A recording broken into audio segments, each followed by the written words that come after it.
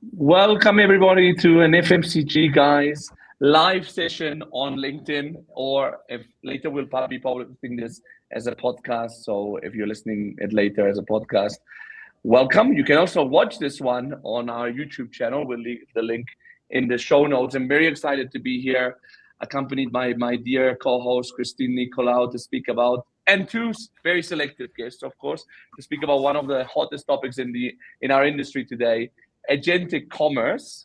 Let's go into it. Christine, why do you think this topic is relevant? Oh, I didn't expect that you would be asking me questions. Hi, Daniel. I'm super happy to be here and doing this live with everyone. Well, I have to say, I remember that we were in Shop Talk and I was going through all the buzzwords of like, okay, what was the words that we're hearing all over Shop Talk? And agentic, I think, was number one. We even did like a little bit of a definition on our page on LinkedIn. So if there is one word that I think that everybody's still trying to figure out why it's important, how the hell is this important for my business, it's definitely agentic commerce for 2025 and 2026. Yeah, for sure. So we're accompanied, as I said, by two selected guests and by the audience live, which audience, by the way, will do the following. You can drop us questions as we go, and we may answer them while we go if we think they're relevant. I'll decide basically, and if not, we can cover some at the end of the session. But let's introduce our guests. On one side, we have Beyza Kapu, who's the global Ecom Tech and Data Analytics Director at L'Oreal. Hi, Beyza, how are you? Hello, great to be here with you today. How about you? Very good, very good. And on the other side, we have a repeat guest on our live series. It's no other than Salim Bachetene, who's the SVP Sales, eCommerce and NIQ. How are you? Yeah, I'm feeling like a kind of co-host now, like with this repeat webinar. So yeah, Got very promoted. I think it's a great topic. I am happy for many reasons. The topic is amazing. I think it's one of those topics where we probably don't have all the answers, but we're gonna talk. And I'm also happy because Beyza is here. I value a lot her point of view about the topic, so I'm sure it's gonna be a great conversation. Yes, looking forward to it. It's a fantastic topic. We discuss why it's important, but perhaps we can start with the very, very basic of it. Like, what is it? Like, what is it that we're discussing here today? What is agentic commerce? I don't know, like, Beyza, would you like to kick us off and tell a little bit about the topic? Yeah, I would love to, and I would like to take a bit of time here if you allow me, because I think when people hear agentic commerce, they often immediately think of shopping bots or autonomous buying.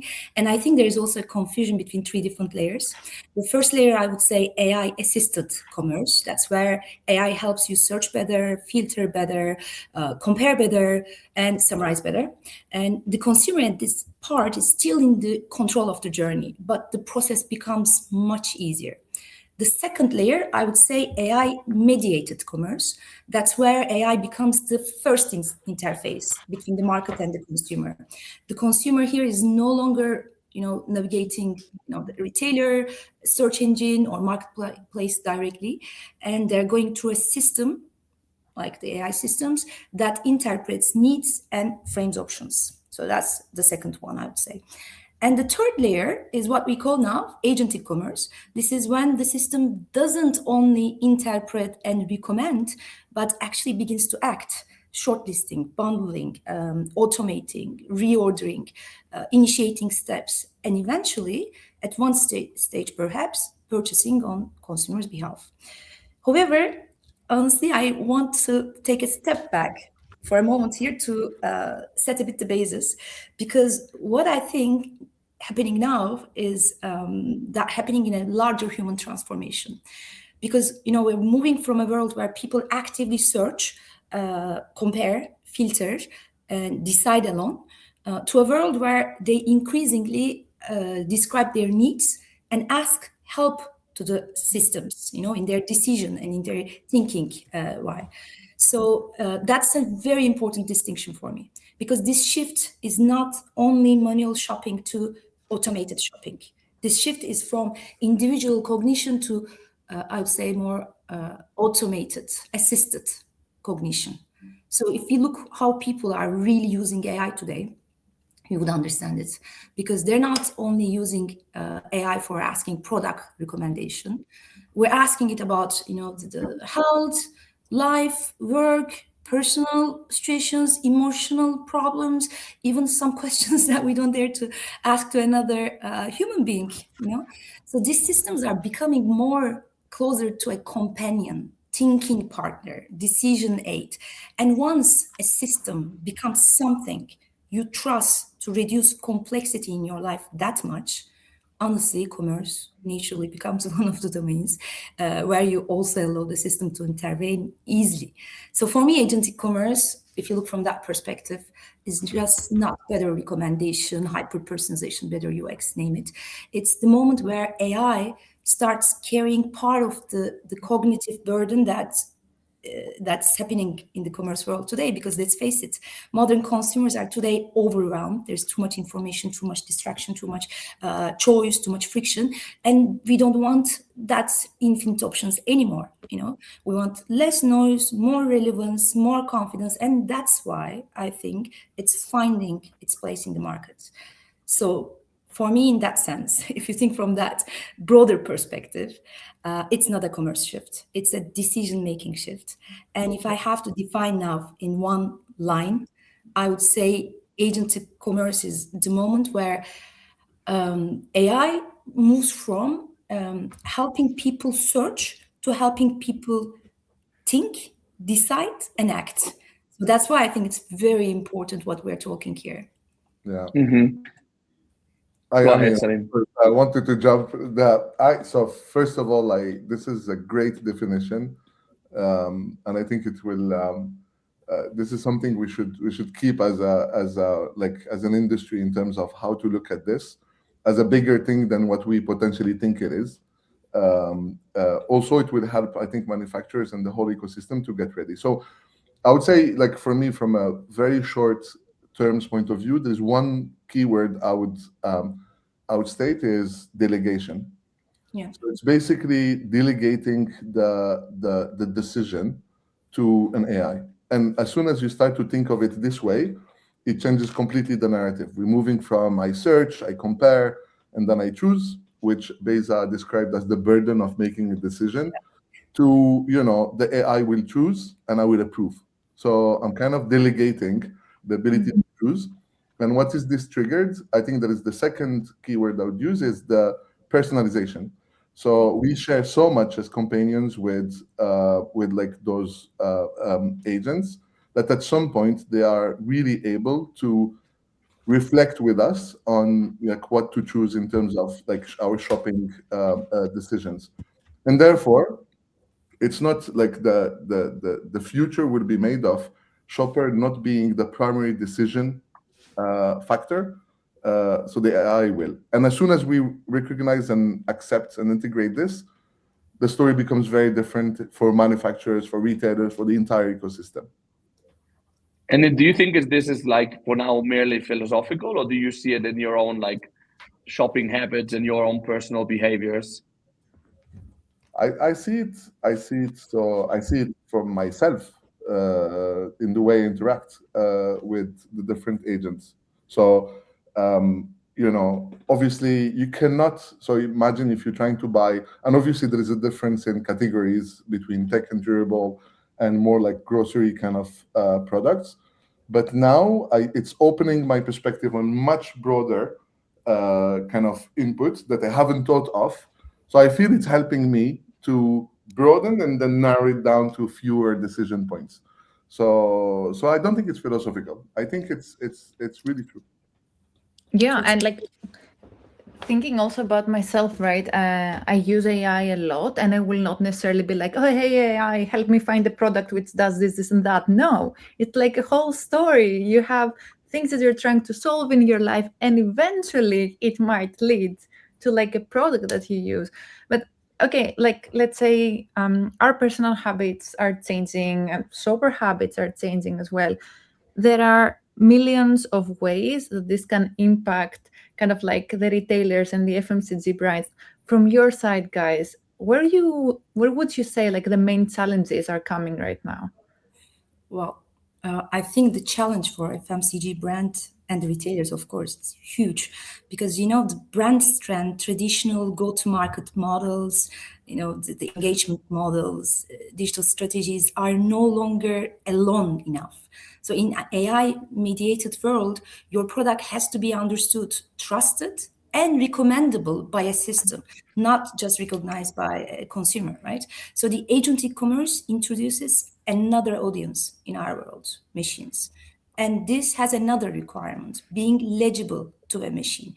That's a big challenge I would talk from an FMCG portfolio, FMCG perspective first, because our portfolios are large, fragmented, multi-market, multi-retailer, and often inconsistent in how product data and content are managed, with, of course, additional local complexities, legacy operating models. So humans have always found a way to compensate these inconsistencies in some ways and fill those gaps, but machines don't. So the real shift is from being visible everywhere to being interpretable, recommendable everywhere. And this is a both data challenge and organizational challenge. And I think there's also a new risk, which is risk of invisibility, because if you're not in the answer, you are effectively not in the market. And that's much harsher form of, I would say, competitive exclusion. I think I of course agree. So for me, it's also a nightmare. And I agree that it's organizational, potentially human and organizational more than anything else. Why? Because like the ways of working have been established for decades around some principles that are very simple. Like I'm looking for visibility, I'm looking for impulse, I'm looking like at the packaging, at the PDP, I'm looking at the brand equity, and so on and so forth. So all of that was done as a way to market a human brain. So, and now we're not marketing with agentic commerce. We are basically qualifying for an LLM.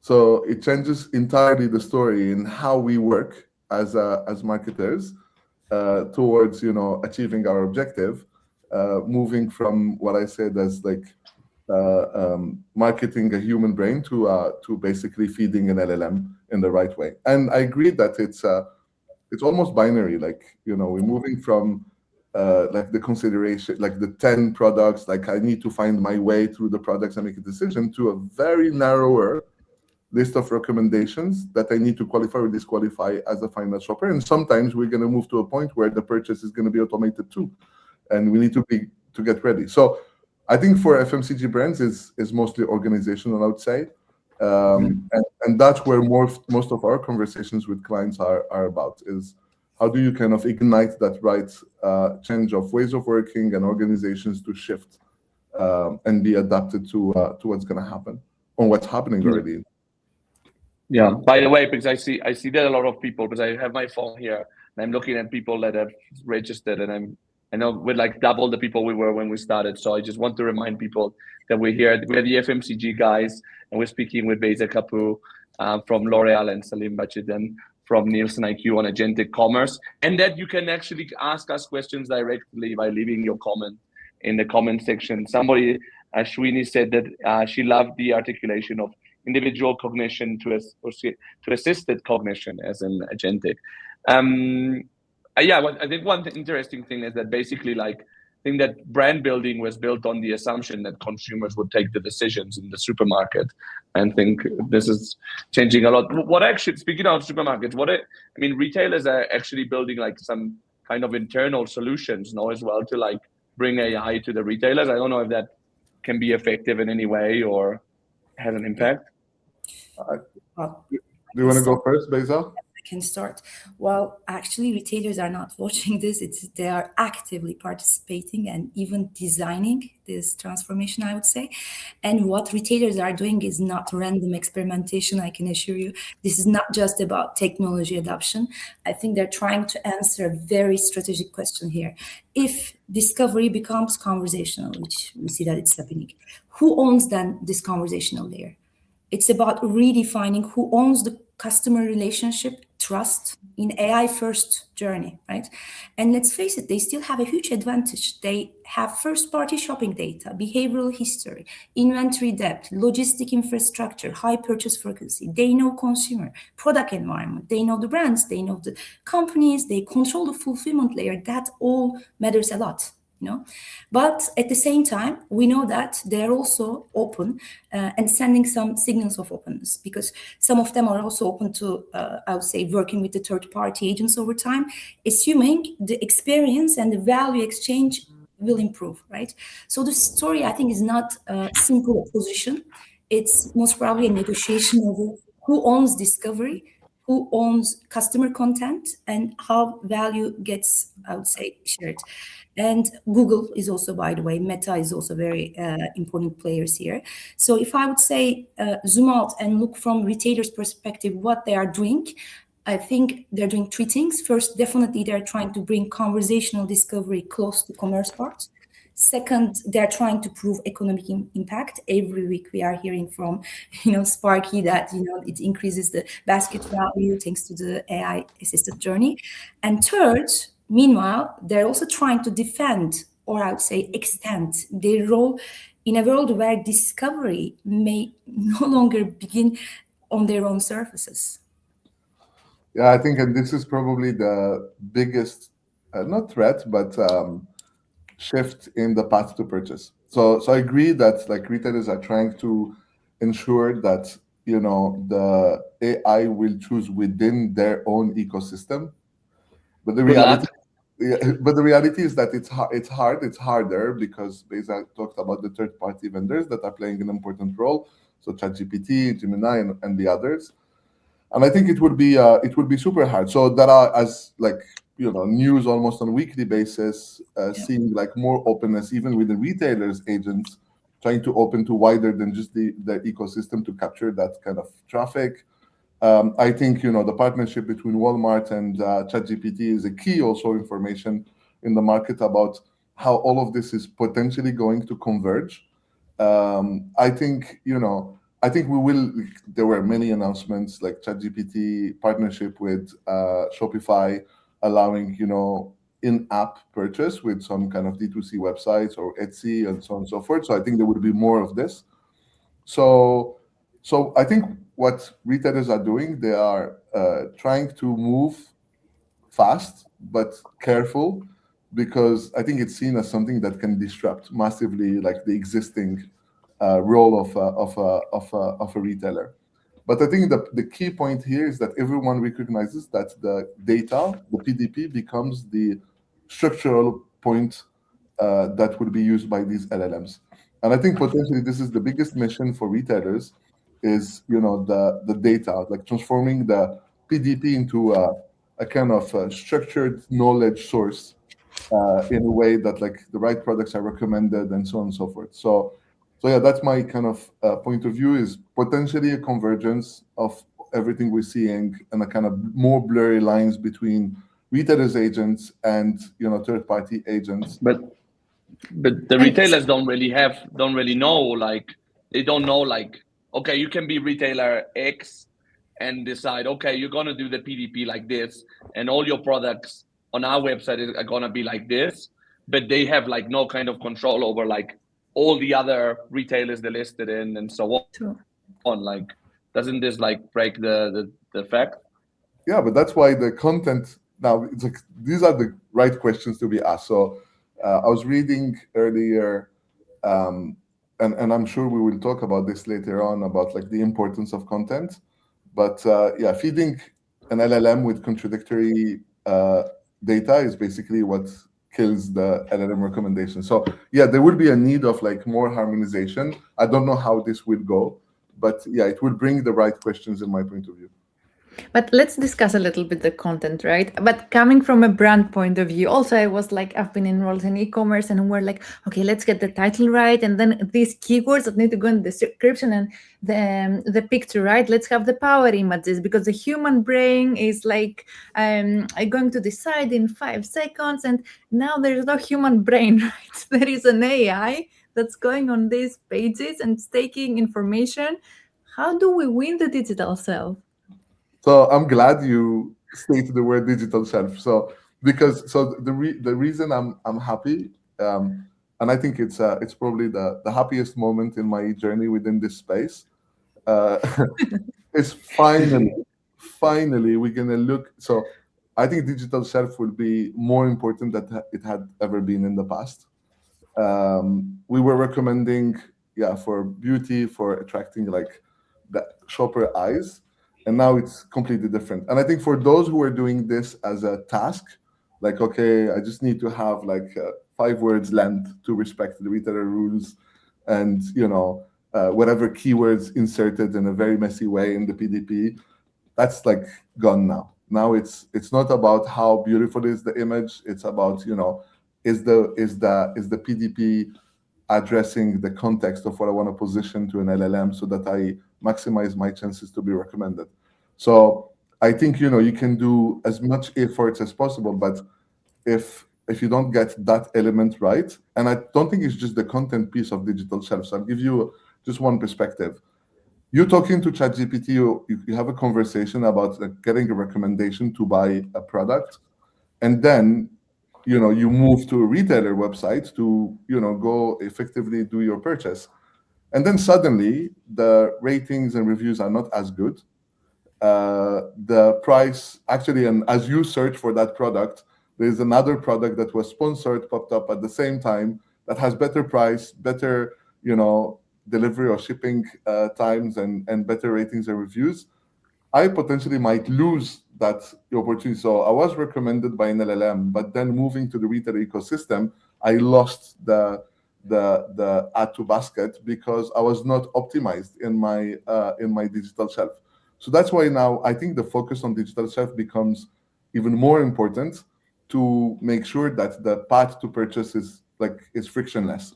I'm not going to play a lot on being recommended, but then eventually losing it for all the elements of digital shelf. But then narrowing it down to more of the content, I think every single content matters.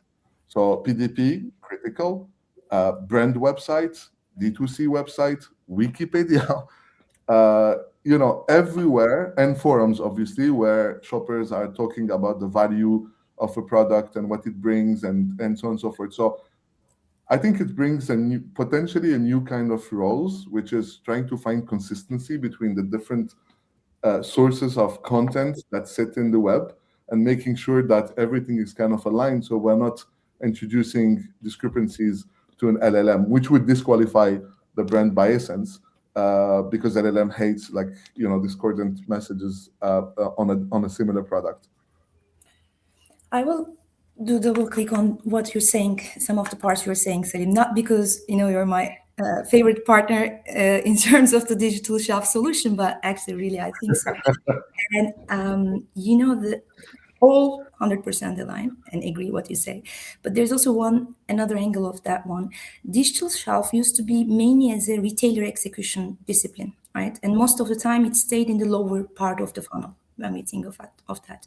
Now in the AI era, as you were saying, Kristen, assets like how your PDP looks, whether your image are renderly correct, whether your bullets attributes are complete, taxonomy, availability, content structure, descriptions, name it.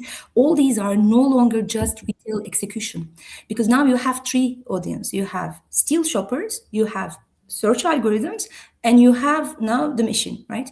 And they teach what the product is, what is good for, and when it should be recommended. They're all part of the system that teaches the AI how your product will be discovered. So digital shelf becomes part of conversation at different levels. So that's why it is really, really important. It's becoming more upper part of the funnel. By the way, we didn't talk about the funnel, but funnel is collapsing, actually. It's getting compressed, right? Because now everything from the discovery to comparison to evolution to validation to execution, decision, action, everything is happening in conversation in a different mood, changing from one to another from the shopper perspective in a very short time period. And digital shelf is definitely something at the basics that's affect different parts parts of this journey. So it's not only, I would say, source anymore. It's part of the conversation at these different levels. But I also need to emphasize that it's not only digital shelf for sure. It goes outside the PDP, and this is the most challenging part actually that big companies are facing now. It can pull from brand website, editorial content, community conversations, public forums, and possibly other structured sources, right? So actually, I would say digital shelf becoming more important, but no longer sufficient on its own. So you have to be controlled everywhere. You don't have one product story to tell anymore in one, I would say, platform. So I think that has a major consequence for brands, I would say. Yeah. And from what you guys are saying, if I'm hearing correctly, it's both on content that the brand or retailer owns, but as well as user-generated content that just lives on the web on its own. And now you need to make sure that you have your eye on it. Yeah. The brands that win will be the ones that understand those both and ensure consistency and coherence across all different systems. So, I wanted to add a point on claims. So, product claims, basically. Oh, big one. Yeah, no, because, at some point, it's not anymore like a 2 or 3 dimension kind of story. It has multiple, like it will push the reflection for what kind of claims I'm going to put next to my product. I'm going to have to go deeper, not just like at the surface level. And I think it will push reflection of brand teams on how, like for me, one of the ways for them to do that is to understand also what shoppers are looking for. So when I look at the first initial sets of data that we have around, the patterns of conversations, what people are talking about in a specific category, sometimes you have some topics that are being discussed which are not claimed by some products that could be claimed. So I think that's where we trigger like a conversation with our manufacturer clients and partners around like, are you sure you have explored and exploited everything within your assortment? And you could be optimizing even better. So and this could be helped by AI, by the way, just like staying within the AI framework. No, it's like those are big questions. I think that should be triggered at the moment within our manufacturer clients. Yeah, there's so many moving pieces, and I think it's compulsory to ask. By the way, speaking of asking, we do have a lot of questions coming in from our audience, so we will cover them, keep them coming. But what's happening with retail media in this? Because I know before we all spoke about agentic and AI, we were all talking about retail media in this industry. Is that becoming less relevant? And companies should, because you said before, Salim, that it's an organizational thing. It's one of the organizational things. Retail media networks don't kill me. Does that mean they should not invest so much in retail media and invest in other channels? What does that mean? Wait, I'm going to save them. Don't worry, it's not going anywhere. Thank you. It will have to evolve quite significantly, though, and there's opportunity. Historically, commerce media, the retail media worked through, visible placement, ranking, search ads, sponsored products, display banners, name it. In an AI environment, the model becomes, I would say, less straightforward because the interface is conversational. So the user expectation is obviously different, right? In a conversational environment, people don't want to feel interrupted. So imagine the closer the system gets to being perceived as a trusted assistant, of course, the more sensitive monetization becomes, right? People expect help, relevance, coherence, much more. So the future of retail media is, for me, unlikely to be a simple copy-paste of search ads into an AI interface. So that's also another challenge. Instead, I think it will likely become something closer to contextual influence within this reasoning flow that we've been talking. So this could mean, for example, I would say embedded recommendations, scenario-based offers, commercially influenced suggestions within different moments and different modes of the journey. But these need to feel useful, relevant, and sincere, not intrusive. So I see already those commercial models emerging, by the way. Premium AI ad pricing, new formats, sponsors, integration, transaction-linked models, all are coming actually. There are different models and tests. But I think everything depends on one key condition, preserving trust. So that's the most important difference I think it will come. Yeah, I agree. So, what made most agents, and I'm not talking just about, Sparky and Rufus, like beyond that, evolve so fast is that element of trust, like, independence. And this is my thinking, companion, partner, back to the first like question we discussed. So yeah, so it's like there is a balancing, or there is a really kind of arbitrage question, which is like, if we replicate the old format of retail media, will we lose that independence? If we do, like, shoppers will react to that. So I think I don't know the answer, obviously, but I think it will evolve. So, but I think an initial question we should try to answer, which is like, how many purchases today are influenced by agents? I don't know, like, of course it differs between categories. Like, there are some numbers that are available, around 30 per 1/3 are being, AI influenced. And I'm sure it varies a lot between the different categories. So I think the old format still exists, didn't disappear. So we are in that phase where like two things are coexisting, and I'm sure it will coexist for very long. And I think, there is a new channel with a lot of traffic that will have to be monetized in a way. So yeah, there are a few formats that we see emerging. But I think the critical difference that will happen as we see some models of retail media implemented into agentic commerce will be about what it means for brands. It means that we are moving from buying clicks into buying to be listed as a recommendation. And that's like a very different process. It's not anymore linear, it's more complex, and it adds the point that Beyza was talking about, which is the context, a lot more around the context. So it's I know, like, it's we don't know, but we can see directionally how all of this is going, and how it will potentially work. I'm again reflecting on my own habits and how they're changing, right? Because yeah, indeed, like I had I have a whole new skincare routine that's 100% ChatGPT designed, but I did 0 purchases through ChatGPT. We So have I wonder if, you can use it. NoOneLikeYou.com. yeah, I mean, like Specifically right now. for skincare routine.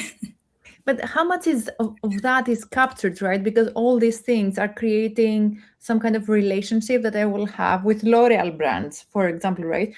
Just because I'm going to get a direction on what I'm going to look, even on the physical self.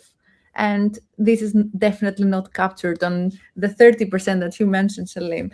And I was wondering, like, Beyza, I would love to hear your point of view on, like, everybody, as I mentioned, was talking about Agentic in ShopTalk, right? So it's in everybody's radar. Everybody's trying to do something. What is the one thing that you believe most companies are getting wrong today?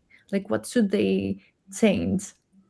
That's one of the favorite questions of mine. So stop me if I'm going to be very philosophical. This question dear to my heart. So the first mistake, I think, is treating this as hype. That's, I would say, a mindset mistake, or just a marketing tech evolution. It is not. It's a fundamental human behavior shift. It's about delegating of cognitive work, thinking, deciding to systems. And it goes beyond e-commerce, right? It's a lifestyle change. So I think that's, first of all, one thing that we need to digest. And second one, I would say, is organizational, because companies treat this as a silo, a marketing project, a fine part of the journey project, a tech project, an innovation topic. But it touches everything: data, content, tech, governance, and organizational design, right? And there's also one other thing that keeps me awake, I would say, at night when you think from that one, that what is the real constraint? Let's say you've gone through that, right? So the key question for me, on what basis will consumers, actually are consumers, trusting these systems enough to delegate meaningful decisions and actions? Trust includes quality, transparency, source credibility, explainability, neutrality, governance. Because once AI moves from helper to decision partner, it becomes more than a tool. The moment AI becomes a decision layer, it becomes a power layer. And it becomes a shaped environment. And then the question becomes, who designed it, right? And whose incentives are inside it? How transparent are those incentives? And increasingly, who actually shapes the answer the consumer sees and what protects the consumer? That's why the biggest constraint for me is not the technology, and it's not, I would say, the mindset, because I'm sure we will come to that level, or organizational shift. I think it's the trust design. And it's for sure, AI is not only mediating commerce or marketing environment, it starts to mediate reality. So that's why I think there are some parts that we misunderstand or not understand clearly, but there are some things that we need to spend more time on collectively, I would say. Yeah, so I'll just comment a few things. So you mentioned earlier, Christine, we don't know like the connect between the purchase and how I was influenced. Actually, we do. So I can share with whomever is interested some kind of data points we have where you see like a conversation and then followed up by an act to purchase or an add to basket. So, and we know like this is kind of highly influenced. I think in terms of mistake, I would say first one is obviously continuing to optimize for human browsing.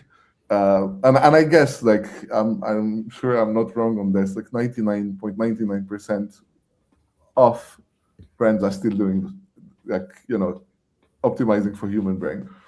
But it's hard to kind of start somewhere. So I appreciate the challenge, and I agree on the organizational challenge. So I think pre-agentic we were already putting this as a major challenge, which is the silos within organizations. So, even when you were basically optimizing your digital shelf, as an e-commerce manager, you had to be very close to your store teams, to your supply chain, to your finance, to your IT, and so on and so forth. So I think we could survive without it, and we survived to now.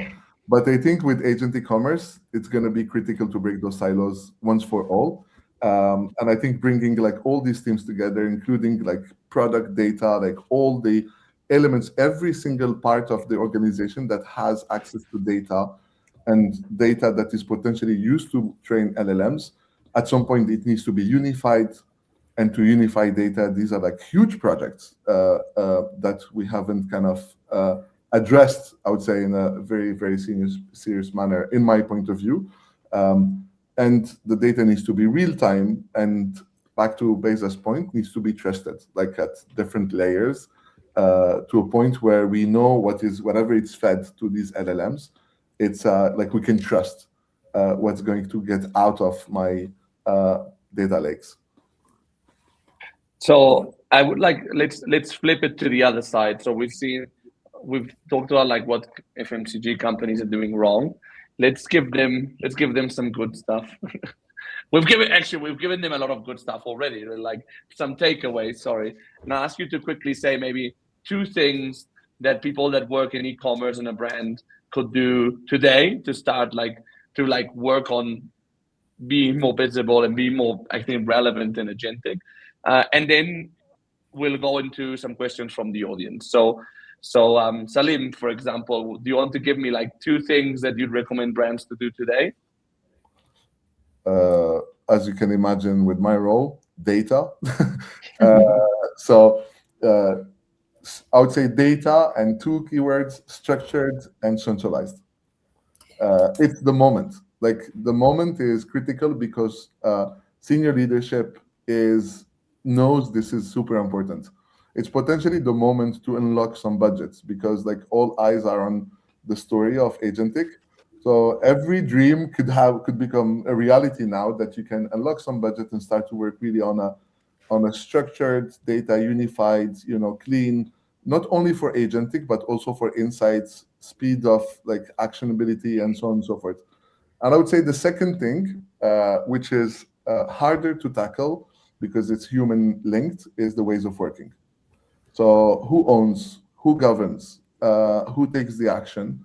How do we flow the information? I'm a strong believer that data is is an important element, probably the most important element to a closer collaboration between Ecom and all other different parts of the organization. So I think the 2 points I just mentioned are very interconnected. One feeds the other. You can't collaborate if you don't agree on the data, if you're not talking about the same language. And you can't kind of unify your data if you don't put people around the table to agree on who's going to do what and who's going to own and what is going to be our governance model. So I'm excited, like with what's going to happen in the next few months and years, because yeah, I think it will change our way of thinking, our way of working, and potentially to a better kind of world where we go faster, where we compete harder, and like live data becomes more important. Like all these topics are very exciting for me. Beyza, 2 takeaways for brands. He said already, so it is difficult to be second on this question. But okay, I will try my best. So definitely, I would say ways of working and data structure, obviously. But now to say something different, I can say signal coherence, because if you're not consistent and coherent across the ecosystem, actually you're not trusted and you're not going to be eligible and recommendable.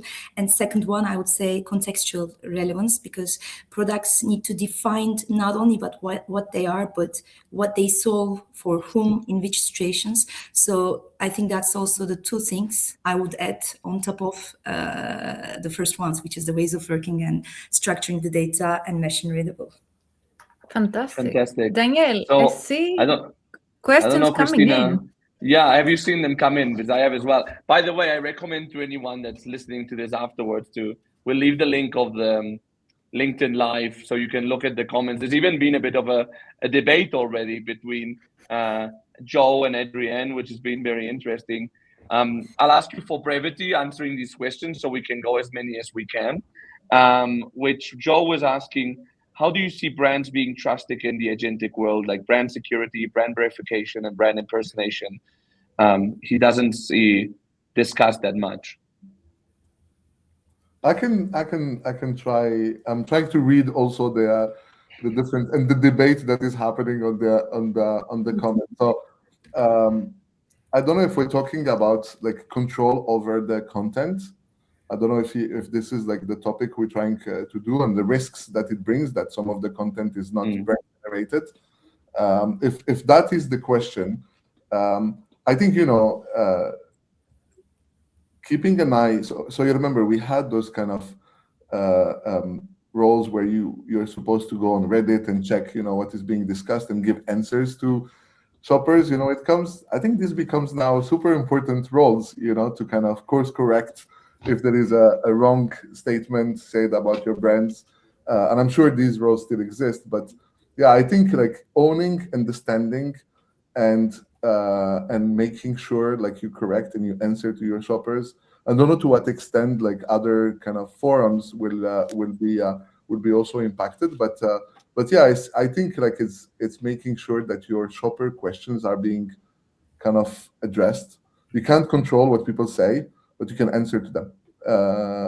And the same the same diligence as we do on the ratings and reviews and different websites, like when we make sure that we address any kind of review. So I don't know if it addresses the question. Well, I think it actually answers another question from Filiberto, which is like, how do you prevent competitors from deliberately damaging your recommendability? And I think it's that, no? Like, don't be afraid to like be part of the conversation, no? I think that it's an interesting one. Another one that came from, hold on a second, Santiago, who's asking, do you believe we are moving from share of shelf and share of search to a new metric like share of recommendation, and how should companies measure that? Yeah. So the way we're working on this is more share of conversation, and I know Beyza has a different terminology also. So I love to call it share of conversation. So the way we're working on this is, in conversations within a given category, what is me as a brand, my share of conversation around that topic. And for me, like when you double click on this, like let's say my share of conversation is 30%, then I can go deeper and see what are the most popular topics being discussed on conversations in my category. And once I know this, then I get out with a very actionable insight, which is I need to optimize in a contextual way my product pages and product content on the most popular topics. So, if I am on the toothpaste category and whitening is a topic, then I'll probably take my range that is more on the whitening and claim that more. Or if all my products are, could benefit from that claim, I could do it on my entire range. Just having that reflections like, what's my share of recommendation? How can I improve it? By understanding, what shoppers are talking about and conversing about. And once I know that, then I can start to take the actions on my PDP and on my broader content. It's a very maybe simplistic way, but I think it's actionable. Like, I'm very obsessed about how can you convert quickly, like a data point into an action and iterate on it and see the results. If you're improving your share of conversation, then you must be doing something right. If you're not improving, then you must be looking like deeper on other topics, other patterns from the conversations that we have. You're going to be surprised, but I totally agree, Salim, with you, because this is actionable today. Did you guys speak before we started recording? No, we did. Like these. So before you answer, these are the conversations we have with Beyza for more than a year now. Yeah. So that's why I was saying at the beginning, I was happy that we're having this live in front of. Yeah, I just want to add something, but it's more again in a more philosophical level. It stays at this stage.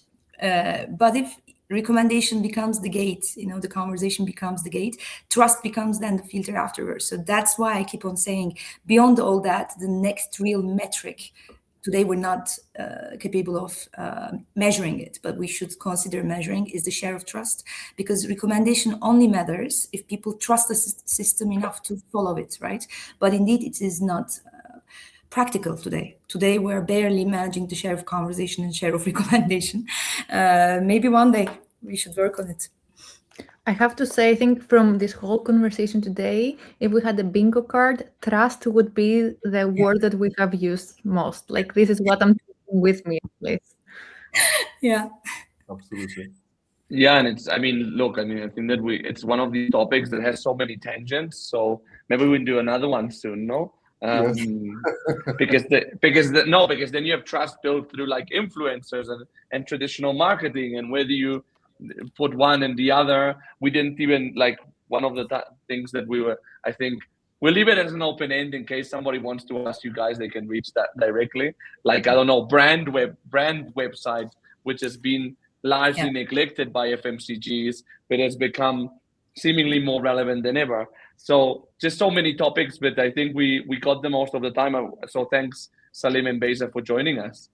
Thank you so much. Thank you very much. And thanks, Thank you, guys. Thanks to the audience as well for tuning in. Love the debate that I was seeing on my second screen, which is actually my phone, since when we were having this conversation. It's obviously a great topic, so thanks everyone for joining.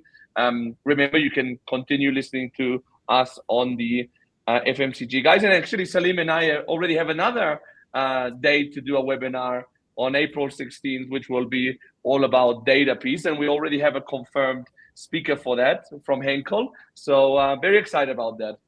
Excellent. Great. Looking forward I'll to join to listen. Thank you so much. Perfect. We'll wait for your questions. Thanks, everyone. Thank you. Thank you, Beyza. Bye. Thank you so Bye. much. Bye-bye.